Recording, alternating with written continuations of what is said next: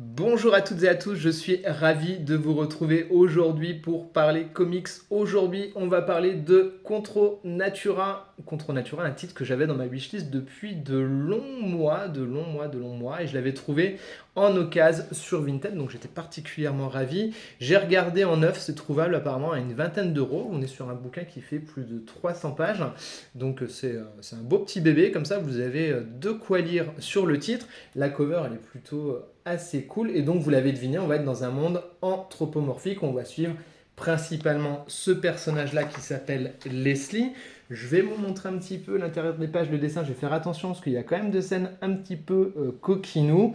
Donc, je vous montre un petit peu les dessins et je vous fais le pitch rapidement. Donc, on va suivre ce personnage qui s'appelle Leslie. Ça commence comme ça, vous le voyez très rapidement. Elle fait des rêves un petit peu coquinous.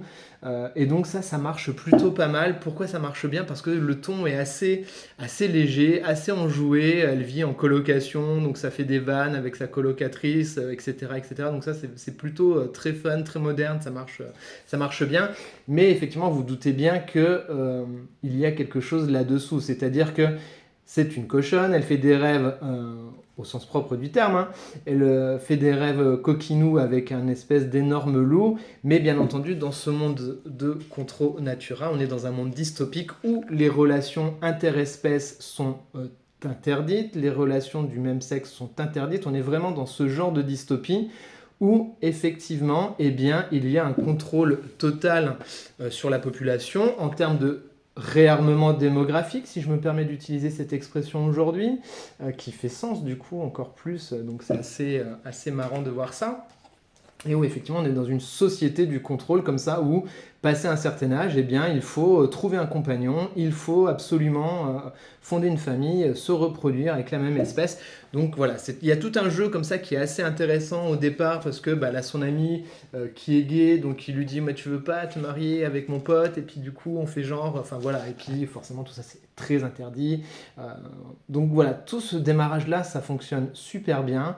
Je trouve ça vraiment excellent. Vous voyez en termes de dessin, pareil, c'est hyper beau. La colorisation, elle est vraiment extra. Je passe hein, parce qu'il y avait des pages un petit peu hot. Mais voilà, c'est hot mais gentil. Hein. On reste sur du soft. On n'est pas dans quelque chose de hard. Hein, attention. Hein. Donc voilà, visuellement, c'est super joli. La colorisation marche bien. La narration visuelle est hyper efficace. Et donc vous vous dites bien qu'avec des rêves comme ça, eh bien, il va y avoir bah, tout un mystère. Pourquoi elle fait ces rêves-là? Donc elle va se poser pas mal de questions. Elle va se mettre à douter parce qu'elle fête son 25e anniversaire et qu'elle va devoir voilà, elle va être emmenée de force pour trouver un compagnon grâce à un truc du gouvernement, mais sa colocatrice va essayer d'enquêter de savoir pourquoi eh bien, elle fait ce genre de rêve et à quoi est lié ce loup. Voilà le postulat. Et donc ça part super bien. Franchement, il y avait plein de thématiques là qui m'intéressaient. Et il y a deux choses qui m'ont un petit peu dérangé dans le récit. Je vais vous expliquer quoi. D'abord, je pensais qu'on était sur une dystopie avec ces thèmes hyper modernes de contrôle de société, qu'on allait être dans un truc un peu plus SF. Et alors, malheureusement, je vais dire, mais ça c'est le choix voilà, de l'auteur, hein.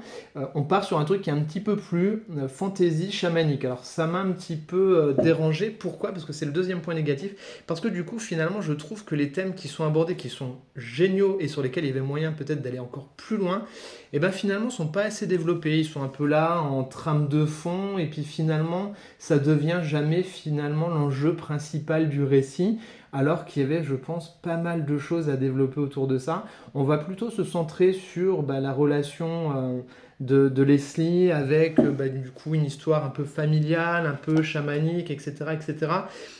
Et pour moi, j'ai lu le comics avec plaisir, hein, mais j'attendais autre chose. Et du coup, vous savez, quand on est lecteur et qu'on attend des choses et qu'on ne retrouve pas ces choses, on a tendance à avoir un petit peu de déception, même si j'ai passé un bon moment de lecture. Et j'aurais voulu que ça parte plus, mais parce que ça, c'est mon côté peut-être un petit peu gaucho aussi, que ça parte un petit peu plus en critique d'une société possible, etc., du contrôle. Alors ça fait penser par moments, je vous montre là, ça fait penser un petit peu à du zootopie. Enfin voilà, il y a plein d'influences et il y a plein de thématiques comme ça qui sont très cool.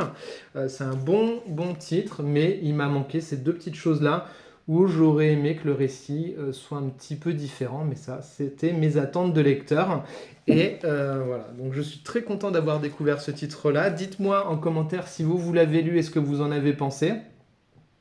Et bah voilà, si vous découvrez la chaîne avec cette vidéo, n'hésitez pas à vous abonner, n'hésitez pas à liker, partager et commenter.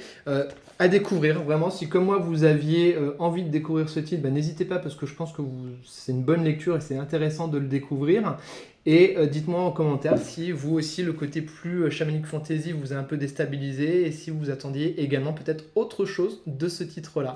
Voilà, la review est maintenant terminée. Moi je vous dis à très vite et prenez soin de vous. Bye bye.